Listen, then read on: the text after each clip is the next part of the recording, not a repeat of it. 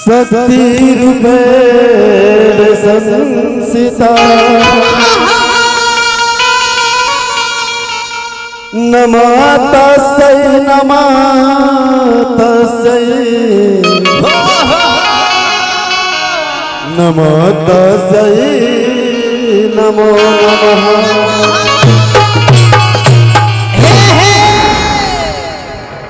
दो लाइन में हमार सरस्वती माई के गीत बा।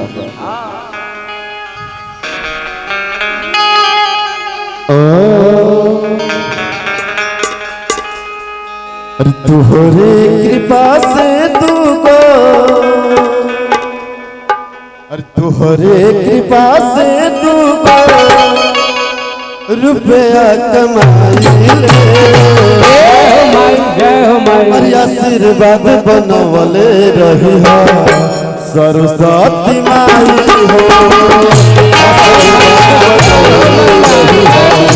सरस्वती माई हो तुहरे कृपा से तू हो,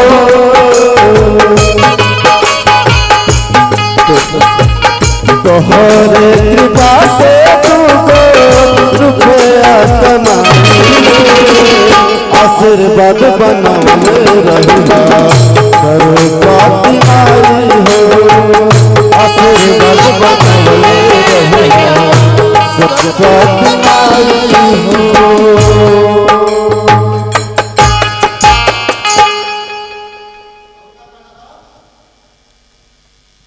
कहे के बाद